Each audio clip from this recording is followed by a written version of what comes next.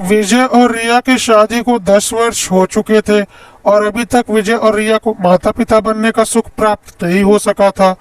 काफी इलाज करवाया था पर फिर भी कुछ कारगर साबित नहीं हो रहा था। अब उन लोगों ने उम्मीद लगभग छोड़ ही दी थी। विजय का संयुक्त परिवार था जिसमें माँ, विजय के दो छोटे भाई, उनकी पत्नियां और बच्चे सब एक साथ रहते थे। विजय का घर एक गांव में था जो कि बहुत ज्यादा विकसित नहीं था, पर विजय का अच्छा कारोबार था उस गांव में और अपने दोनों भाइयों से कहीं ज्यादा कमाई विजय की होती थी। लेकिन विजय और रिया के बच्चे नहीं थे, इसलिए विजय और रिया का कोई मान सम्मान भी घर में नहीं था। रिया के दोनों देवरानी दिन भर बच्चों का बहाना लेकर घर का कोई भी काम नहीं करती थी और रिया को अकेले पूरे घर का काम देखना होता था। सासू माँ का भी कहना था कि उनके छोटे बच्चे हैं, घर तू संभाल ले, तुझे और काम भी क्या है। और उधर विजय का भी कोई मोल नहीं था। गांव में यदि कोई शादी विवाह या कोई कार्यक्रम पड़ता तो जो भी देर लेट करना होता विजय के सर पर डाल दिया जाता, यह बोलकर कि इन दोनों भाइयों के तो बहुत खर्च है। और विजय की बहनें जब भी मायके आती तो उनकी विदाई आदि देने का जिम्मा भी विजय के सर पर आ जाता। बाकी दोनों भाइयों के खर्चे जो बहुत ज्यादा थे क्योंकि उनके बच्चे थे, और यह सिर्फ उनका नहीं बल्कि विजय की माँ का भी कहना था। विजय और रिया को लगने लगा था कि उनके बच्चे नहीं है, इसलिए वह जो भी कमाई करते हैं या काम करते हैं उन सब का हकदार उनके भाई और बहनें हैं, क्योंकि खुद विजय की सारी कमाई भाई बहनों और नाते रिश्तेदारों में निकल जाती थी और रिया को सारा दिन घर में कोल्हू के बैल की तरह पिसना पड़ता था। ऐसा लगता था जैसे बच्चा नहीं होना कितना बड़ा पाप हो गया था और सारे घर की जिम्मेदारी उन दोनों के सर पर डाल दी गई थी। घर के सारे सदस्य यहाँ मान बैठे थे कि विजय और रिया की कमाई का एक एक रुपया उनके हक का है, न कि विजय के हक का। और रिया की जिम्मेदारी घर संभालने की है, न कि उनके पत्नियों की। जहाँ विजय और रिया संतान न होने के कारण दुखी रहते थे, वहीं उनके भाई और बहनें खुश रहते थे कि उनकी संतान नहीं है और उनकी सारी कमाई हमारे हाथों में आ रही है। यहाँ तक कि विजय की माँ भी खुश रहती थी कि यह अच्छा है कि उसकी संतान नहीं है, कम से कम मेरी बेटियां जब भी मायके आएंगी उन्हें पूछने वाले भाई भाभी तो यहाँ रहेंगे। विजय के महीने की अच्छी खासी कमाई थी, लेकिन इस अच्छी खासी कमाई का 80% उसके भाई और बहनों के परिवार के ऊपर खर्च हो जाता था। और इतनी अच्छी कमाई होने के बावजूद भी विजय और उसकी पत्नी को कोई सुख आराम नहीं था। विजय दिन भर अपने दुकान में गधा मजदूरी करता था और विजय की पत्नी रिया दिन भर घर पर, और इसका सारा मजा उसके भाई बहन और उनके पति और पत्नियां लेते थे। एक दिन विजय और उसकी पत्नी एक रिश्तेदार के यहाँ विवाह समारोह में गए थे। वहां पर एक पति पत्नी और आए हुए थे जिनके पिछले 11 सालों से कोई संतान नहीं थी। इस बार उनकी गोद में उनकी संतान थी, जिसे देखकर विजय और रिया बहुत ही हैरान हुए और उनसे इस बारे में पूछा तो उन्होंने बोला, हाँ हम भी संतान के लिए बहुत परेशान थे, लेकिन फिर हमने शहर जाकर IVF का तरीका इस्तेमाल किया और संतान प्राप्ति हो गई। विजय और रिया को इन सब तरीकों के बारे में कोई जानकारी नहीं थी। उन्होंने पूछा यह सब क्या होता है, तो फिर उन लोगों ने बोला कि हम सब लोग गांव में रहते हैं, इसलिए हम लोगों को इतनी जानकारी नहीं, लेकिन विज्ञान काफी तरक्की कर चुका है और अब डॉक्टर इतना कुछ कर लेते हैं कि जिनके सामान्य तरीके से संतान नहीं हो सकती उनकी संतान को गर्भ के बाहर विकसित करके फिर गर्भ में डाल दिया जाता है और संतान प्राप्ति हो जाती है। बाकी तुम्हें डॉक्टर समझा देंगे। विजय और रिया को यह सब बातें सुनकर बहुत अच्छा लगा। उनके मन में एक उम्मीद जाग गई कि अब उनकी भी संतान जन्म ले सकती है। उन्होंने शहर के उस डॉक्टर का पता ले लिया और घर जाकर अपने घर वालों को यह सारी बातें बताई, और सारी बातें सुनकर तो घर वालों के चेहरे ही उतर गए। उन्हें लगने लगा अगर इनको संतान हो गई तो उनके हाथ से बहुत बड़ा खजाना निकल जाएगा, और सबने बहुत हंगामा मचाया कि ऐसा कैसे हो सकता है, कैसे किसी की संतान को उसके गर्भ के बाहर विकसित करके फिर से उसके गर्भ में डाला जा सकता है। यह सब बनावटी बातें हैं, तुम्हें उल्लू बनाया जा रहा है। इन सब चक्करों में मत पड़ो, सिर्फ तुम्हारा पैसा लूटने के लिए यह सब बातें बोली जा रही हैं। क्या गारंटी है कि आने वाली संतान तुम्हारी ही होगी?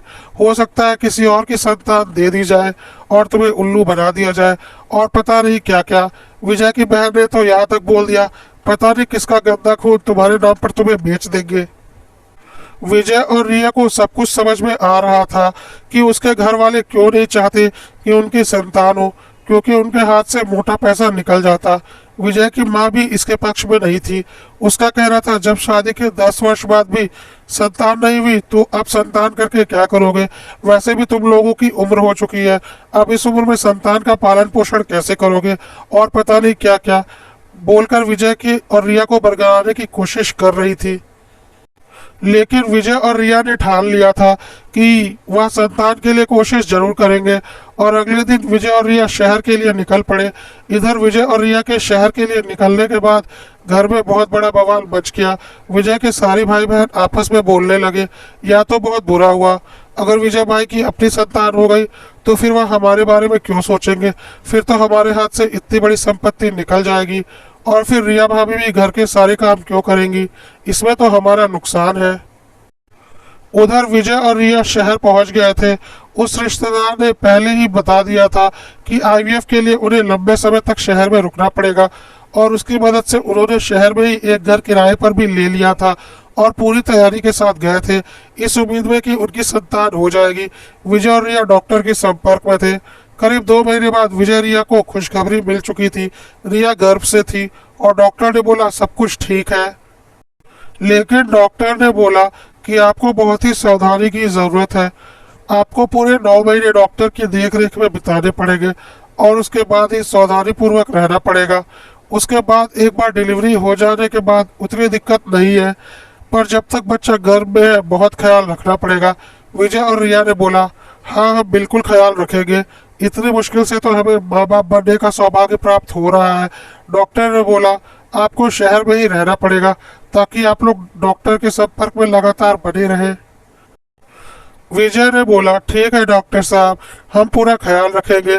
डॉक्टर ने रिया को कुछ भी काम करने से मना किया था और अधिक से अधिक आराम करने को बोला था ताकि किसी भी प्रकार का रिस्क ना हो। विजय ने बोला ठीक है, मैं रिया का पूरा ख्याल रखूंगा। विजय ने अपने घर फोन किया और अपनी माँ से बोला माँ अभी हमें बच्चा होने तक यही रहना पड़ेगा। रिया को डॉक्टर ने आराम के लिए बोला है, तुम भी शहर आ जाओ, कुछ दिन रिया को तुम्हारी देखभाल की जरूरत है। विजय की माँ ने बोला अब इस उम्र में मेरे से यह सब कुछ नहीं हो पाएगा, मैं नहीं आने वाली, तुम्हें जैसे करना है देख लो। विजय ने बोला यह क्या बोल रही हो माँ, बाकी भाई बहनों के बच्चे भी तो तुमने ही करवाए हैं और अब मेरे बच्चे की बारी आई तो तुम पीछे हट रही हो। विजय की माँ ने बोला हाँ तो बाकी भाई बहनों ने समय पर बच्चे किए हैं, तेरी तरह बुढ़ापे में किसी ने बच्चे नहीं किए, देख लो क्या करना है, मैं तो नहीं आने वाली, कहकर माँ ने फोन रख दिया। इसके बाद विजय ने एक एक करके अपने सारे भाई बहनों को फोन किया, पर सबने कोई ना कोई बहाना बनाकर टाल दिया और कोई भी विजय और रिया की मदद के लिए शहर जाने को तैयार नहीं हुआ। विजय रिया को बहुत अच्छे से समझ में आ रहा था कि अब उनका बच्चा आने वाला है और उनका वारिस आने वाला है, तो उन लोगों को जलन हो रही है। उन्हें ऐसा लग रहा है कि जो मुफ्त के पैसों पर वह ऐश कर रहे थे अब वह सब खत्म होने वाला है, इसलिए कोई भी नहीं चाहता कि हमारी संतान हो। यह वही भाई बहन थे और माँ थी जिनकी एक एक ख्वाहिश विजय और रिया पूरी किया करते थे। यह वही बहनें थी जो मायके आने पर भाई भाभी से तरह तरह के खर्च करवाया करती थी और काफी कुछ लेकर जाया करती थी। यह वही भाई थे जिनके बच्चों की फीस तक विजय भरा करता था, और यह वही माँ थी जो बोल बोल कर कि तू बड़ा भाई है, तू अपने छोटे भाई बहनों का ख्याल नहीं रखेगा तो कौन रखेगा, सारे भाई बहनों के ऊपर विजय के पैसे लुटवाया करती थी। विजय और रिया को बहुत अच्छे से समझ में आ चुका था कि उसके घर से कोई भी उन लोगों की मदद करने के लिए नहीं आने वाला, क्योंकि उनके हाथ से काफी कुछ निकल जो रहा है। खैर रिया ने अपने मायके फोन लगाया। रिया को पता था उसके मायके में से भी कोई नहीं आने वाला और उसकी माँ बहुत बूढ़ी हो चुकी है, लेकिन फिर भी माँ के अलावा उसके पास कोई चारा नहीं था। उसने अपनी माँ से मदद मांगी। रिया की माँ ने बोला एक उपाय है, देख मैं तो काफी बूढ़ी हो चुकी हूँ, मेरे से तो ज्यादा कुछ काम नहीं हो पाएगा, लेकिन हाँ गांव से मैं किसी भरोसे लायक गरीब लड़की को लेकर आ सकती हूँ जो घर का सारा काम और रिया की देखभाल कर देगी और मैं उस पर नजर रखने का काम कर लूंगी। कुछ पैसे तो लेगी पर सारे काम कर देगी, बोलो तो मैं किसी से बात करूँ। रिया ने बोला हाँ माँ बात करो, जितने भी पैसे लेगी मैं दे दूंगी। इतनी मुश्किल से तो माँ बनने का सुख मुझे मिल रहा है, इसके लिए मुझे जो भी करना पड़ेगा मैं करूंगी। अगले ही दिन रिया की माँ गांव से एक भरोसेमंद लड़की को लेकर रिया के पास शहर में आ गई। अब रिया और विजय बहुत खुश थे। रिया की अच्छी देखभाल हो रही थी। विजय भी बीच बीच में जाकर अपनी दुकान देख लेता था और अपना बिजनेस भी संभाल रहा था। क्योंकि रिया की माँ और वह लड़की रिया के साथ रहते थे, इसलिए विजय को ज्यादा चिंता भी नहीं होती थी और डॉक्टर के संपर्क में तो वह लोग लगातार थे ही।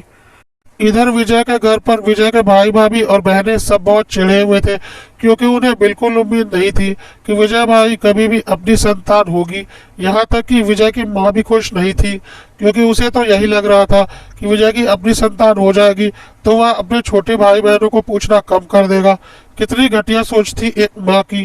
क्या विजय किसी और की संतान था और बाकी बच्चे उसकी अपनी संतान थे? पर क्या कर सकते हैं, किसी की सोच तो नहीं बदल सकते। विजय को इन सब बातों से कोई फर्क नहीं पड़ रहा था। वह तो बहुत खुश था और इंतजार कर रहा था कि कब उसकी संतान जन्म ले। उधर रिया और उसकी माँ भी बहुत खुश थे और मंजू, जिसे रिया की देखभाल के लिए लाया गया था, रिया की बहुत ही अच्छी देखभाल कर रही थी। बहुत ही अच्छी लड़की थी मंजू। एक दिन मंजू बाजार से सब्जियां लेने गई थी और विजय के भाई और बहनें उसे मिले, जिन्हें वह नहीं पहचानती थी। उन्होंने मंजू से बोला, हम तेरे मालकिन के रिश्तेदार हैं। मंजू ने बोला, अच्छा बोलिए क्या काम है? तो उन लोगों ने बोला, देखो हम नहीं चाहते कि विजय और रिया की संतान इस दुनिया में आए। तुम तो वैसे भी पैसों के लिए रिया की देखभाल कर रही हो। जितने पैसे तुम्हें विजय देता है हम तुम्हें उसका 10 गुना पैसा अधिक देंगे, लेकिन तुम्हें हमारी मदद करनी पड़ेगी। मंजू ने बोला, यह कैसी बातें कर रहे हैं? तो उन लोगों ने बोला, देखो तुम हमारा काम नहीं करोगी तो हम किसी और से करवा लेंगे। इससे तो अच्छा तुम ही हमारा काम कर दो, कुछ पैसे भी कमा लोगी। मंजू ने बोला, मुझे क्या करना होगा? उन लोगों ने एक पुड़िया निकाली जिसमें कुछ जड़ी बूटियां थी और बोला, इस पुड़िया में से थोड़ी थोड़ी जड़ी बूटियां निकाल कर रोज रिया को खाने में मिलाकर देनी पड़ेगी, जिससे धीरे धीरे कोख में ही उसकी संतान मर जाएगी और उसे कुछ पता भी नहीं चलेगा। यह सब कुछ इतना धीरे धीरे होगा कि किसी के ऊपर कोई शक भी नहीं होगा। सब कुछ सामान्य लगेगा और विजय की संतान भी नहीं आएगी। हमें और कुछ नहीं चाहिए, बस विजय की संतान इस दुनिया में नहीं आनी चाहिए। मंजू ने बोला, ठीक है, जैसा आप लोग कह रहे हैं मैं कर दूंगी, लेकिन मैं पैसे पूरे लूंगी, वह भी एडवांस। उन लोगों ने बोला, पैसों की चिंता मत करो। कहकर उन्होंने काफी पैसे मंजू के दे दिए और साथ में जड़ी बूटियां भी दे दी। मंजू ने जड़ी बूटियां और पैसे अपने पास रख लिए और सब्जियां लेकर घर चली गई। अब तो विजय के भाई बहन काफी खुश थे कि चलो अब विजय भाई की कोई संतान नहीं आने वाली और हमारे हाथ से कोई खजाना नहीं जाने वाला। वैसे भी 8 महीने हो चुके हैं, अगले महीने प्रसव है और जड़ी बूटियां 1 महीना तो लेंगी ही अपना काम करने में। सब कुछ सामान्य ही लगेगा और डॉक्टर की रिपोर्ट में भी कुछ नहीं आएगा। प्रसव के वक्त या प्रसव के कुछ दिन पहले विजय भाई को पता चलेगा कि उनकी संतान नहीं रही और फिर वह कुछ नहीं कर पाएंगे और किसी के ऊपर कोई शक भी नहीं होगा। यह सोचकर विजय के भाई बहन काफी खुश हो रहे थे। इधर विजय और रिया भी काफी खुश थे कि उनके संतान इस धरती पर आने वाली है और उनका अपना वारिस आने वाला है, जो बुढ़ापे में उनका ख्याल रखेगा और उनके वंश को आगे बढ़ाएगा। इसी समय प्रसव की तारीख आ गई और रिया को प्रसव के लिए अस्पताल में भर्ती कराया गया और विजय खुशखबरी का इंतजार कर रहा था और उसके भाई बहन किसी और खबर के आने के इंतजार में थे। रिया को जब अस्पताल में भर्ती कराया गया था तो विजय के घर वाले बेचैनी से विजय के फोन का इंतजार कर रहे थे, क्योंकि उन्हें तो किसी खबर विशेष का इंतजार था। खैर, रिया को अस्पताल में भर्ती कराने के करीब 10 घंटे बाद विजय का फोन आया। विजय के भाई ने लपक कर फोन उठाया अपने दिल की खबर सुनने के लिए। उसे यही लग रहा था कि विजय भाई उधर से रोते हुए बोलेंगे कि हमारी संतान नहीं रही, लेकिन यहाँ तो उल्टा हो गया। विजय ने बोला, मुबारक हो, तुम चाचा बन गए हो, हमारी संतान आ चुकी है। रिया ने एक स्वस्थ बच्चे को जन्म दिया है और बच्चा 5 घंटे पहले हुआ है। अभी फुर्सत मिली तो तुम लोगों को फोन लगाया, घर पर सबको बता दूं। विजय के भाई को यकीन नहीं हुआ कि विजय की संतान सही सलामत है। वह तो वहीं जड़ हो गया। बाकी के भाई बहन पूछ रहे थे कि क्या हुआ। उसने उदास स्वर में बोला, विजय भाई को बेटा हुआ है और वह पूरी तरह से स्वस्थ है। सबके चेहरे उतर गए कि यह कैसे हो सकता है, हमने तो पूरा इंतजाम कर दिया था। विजय की मां ने बोला, चलो ठीक है, मैं भी नहीं चाहती थी कि अब विजय की संतान हो, लेकिन अब हो गई है तो मुझे खुशी हो रही है कि कम से कम बुढ़ापे में कोई उसका सहारा तो रहेगा। मैं भी अपने स्वार्थ में थोड़ी अंधी हो गई थी, पर अब मेरी आंखें खुल गई है। मेरे बड़े बेटे की औलाद आ गई, जिसे सबसे पहले आना था वह सबसे बाद में आया। विजय की माँ ने बोला, क्या हुआ, तुम सबके चेहरे क्यों उतरे हुए हैं? अरे भाई, तुम सब चाचा चाची बुआ बन गए हो, खुशियां मनाओ, लड्डू बांटो। अब उदास होने से कोई फायदा नहीं, जो हो गया उसे स्वीकार करो। मैं तो बहुत खुश हूँ, क्योंकि विजय की माँ को अपने बाकी बेटे बेटियों की करतूत के बारे में कुछ भी नहीं पता था। कितनी भी बुरी हो, आखिर थी तो माँ ही। अपनी ही संतान की संतान को मारने की साजिश में कैसे शामिल हो सकती थी, इसलिए उन्हें कुछ भी नहीं पता था। और जैसे ही उन्होंने पोते के जन्म की बात सुनी, उनके मन का सारा भेदभाव जा चुका था और वह अपने पोते को देखने के लिए ललायित थी। उधर विजय के भाई बहन काफी गुस्से में थे। वह लोग उस वैद्य के पास गए जिससे वह जड़ी बूटियां लाए थे, और जाकर उसको काफी उल्टा पुल्टा सुनाया। तो उस वैद्य ने बोला, हो ही नहीं सकता कि मेरी जड़ी बूटियां काम ना करे, मैं मान ही नहीं सकता, जरूर कुछ गड़बड़ हुई है, जाकर पता करो। इतने सालों से मैं यह काम कर रहा हूँ, मैं गलत जड़ी बूटियां दे दूं, यह कैसे संभव है? उसके बाद उन लोगों को लगा जरूर दाल में कुछ काला है, लेकिन वह लोग कर ही क्या सकते थे। इतने आत्मविश्वास के साथ वैद्य ने अपनी जड़ी बूटियों के सफल होने की बात कही थी कि उन्हें पता था गड़बड़ तो कहीं और ही हुई है, पर अब पता कैसे किया जाए। खैर, कुछ दिन बाद विजय और रिया अपने संतान को लेकर अपने शहर वाले किराए के घर में गए। बच्चे को देखने के बहाने विजय के सारे भाई बहन माँ को साथ लेकर उस किराए वाले घर में आए। वह देखना चाहते थे कि बच्चा क्या पूरी तरह से स्वस्थ है, उसे कुछ भी नहीं हुआ, तो आखिर इसके पीछे वजह क्या है। सारे भाई बहन वहां जाकर इधर उधर खोजबीन करने लगे थे कि विजय ने बोला, क्या बात है, तुम लोग अपने भतीजे को ना देखकर इधर उधर दिमाग लगा रहे हो, जैसे कुछ खोज रहे हो, कहीं तुम लोग या तो नहीं खोज रहे? कहकर विजय ने जड़ी बूटियों की पुड़िया निकाल कर उन लोगों के सामने रख दी। जड़ी बूटियों को विजय भाई के हाथ में देखकर उसके सारे भाई बहन सकपका गए और बोले, यह क्या है, यह क्या चीज हमें दिखा रहे हो? विजय ने बोला, ज्यादा अनजान मत बनो, और मंजू को बुलाया। मंजू सामने आई और बोली, तुम लोगों को क्या लगता है मैं थोड़े से पैसों के लिए इतना नीच और घटिया काम कर सकती हूँ? मैंने तो उस दिन सिर्फ इसलिए हाँ कर दी थी क्योंकि मुझे लगा अगर मैंने हाँ नहीं की तो तुम लोग किसी और से यह काम करवा लोगे, और पता नहीं वह कोई और कौन होगा। अनजान खतरा लेने से अच्छा था कि मैं खुद ही यह काम करने को तैयार हो जाती, ताकि तुम लोग कहीं और दिमाग न लगाओ और विजय भैया की संतान भी सुरक्षित रहे। मैंने उसी दिन घर आकर विजय भाई को सारी सच्चाई बता दी थी और यह भी बोल दिया था कि मैंने यह जड़ी बूटियां और पैसे ले लिए हैं ताकि वह किसी और के पास यह काम करवाने के लिए ना जाए और आपकी संतान सुरक्षित रहे। विजय भाई ने बोला था, हाँ तुमने बिल्कुल सही किया। तुम्हें क्या लगता है इन जड़ी बूटियों में से मैंने भाभी को कुछ भी खिलाया? इतनी नीच नहीं हूँ मैं। और यह लो अपने पैसे। कहकर मंजू ने वह सारे पैसे उनके मुंह पर मार दिए। विजय की माँ को कुछ भी समझ में नहीं आ रहा था, तो विजय ने अपनी माँ को उनकी बाकी औलादों की सारी करतूतें बताई और विजय की माँ अपना सर पकड़कर बैठ गई। विजय की माँ को बहुत ज्यादा गुस्सा आया और बोला, इस सब को अभी पुलिस के हवाले करो। इतनी जलन? ठीक है, कुछ समय के लिए मेरी भी आंखों पर पर्दा पड़ गया था और मैं भी अपने स्वार्थ में अंधी हो गई थी, लेकिन इन लोगों ने तो नीचता की सारी हदें पार कर दी। इनकी तो मैं शक्ल भी नहीं देखना चाहती। मेरे पोते की जान लेने की कोशिश की। कोई इतना नीचे कैसे गिर सकता है? तुरंत पुलिस को बुलाओ, इन सबको जेल के अंदर डलवाओ, यह जेल के बाहर रहने लायक नहीं है। विजय ने बोला, नहीं माँ, तुम्हें क्या लगता है जेल में डलवाने से इनकी रिश्ता कम हो जाएगी? नहीं, बल्कि यह फिर कोशिश करेंगे मेरी संतान को हानि पहुंचाने की। इसलिए मैंने कुछ सोचा है। सबसे पहले तो मैं मंजू की शादी की जिम्मेदारी लेता हूँ, जिसने बहुत कुछ किया है मेरी संतान को इस दुनिया में लाने के लिए। और देखा जाए तो मेरी संतान की रक्षा भी मंजू ने ही की है। अगर वह चाहती तो मेरी संतान इस दुनिया में नहीं आती, लेकिन उसने ऐसा नहीं किया। इसके लिए मैं जीवन भर मंजू का शुक्रगुजार रहूंगा और मंजू की अच्छे से अच्छे घर में शादी करवाऊंगा।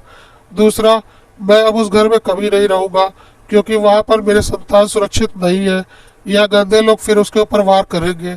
इसलिए रिया और मेरा बेटा और रिया की माँ और चाहो तो तुम भी यही शहर में रहेंगे। मैं गांव में अपनी दुकान देखूंगा और यहाँ आता जाता रहूंगा। और मेरे संतान की जान पर मुसीबत का कारण सिर्फ और सिर्फ मेरी दौलत है। जिसका लालच तुम्हारी बाकी की औलादों को है, और उसका इंतजाम भी मैंने कर दिया है। तभी एक वकील विजय के घर में आते हैं और विजय उनसे बोलता है, मैंने जो कागजात बोले थे आपने बनवा लिए? तो वकील ने कहा, विजय जी सारे कागजात तैयार हैं, आप साइन कर दीजिए। और विजय ने कागजों पर साइन कर दिया। वकील ने बोला, इस कागज पर यह लिखा है कि विजय जी की जितनी भी चल अचल संपत्ति है वह सब कुछ उनके और उनकी पत्नी के बाद उनके पुत्र की होगी, और यदि उनके पुत्र को कुछ भी हो जाता है तो सारी संपत्ति ट्रस्ट को चली जाएगी। और साथ ही साथ इन कागजों पर यह भी लिखा है कि भगवान न करे यदि विजय जी, उनकी पत्नी और संतान तीनों को एक साथ कुछ हो जाता है और तीनों इस दुनिया में नहीं रहते, तो भी उनकी सारी संपत्ति में से किसी को एक फूटी कौड़ी नहीं मिलेगी और सारी संपत्ति ट्रस्ट को चली जाएगी। यह कहकर वकील वहां से चला गया। विजय ने बोला, अब जो करना है कर लो, जिसकी जान लेनी है ले लो। जिन पैसों के लालच में तुम जान लोगे वह पैसे तो तुमको कभी किसी कीमत पर नहीं मिलने वाले। हाँ, जेल की हवा जरूर खा लोगे। इतना इंतजाम तो मैंने कर ही दिया है। और विजय के सारे भाई बहन चुपचाप अपना समूह लेकर वहां से चले गए।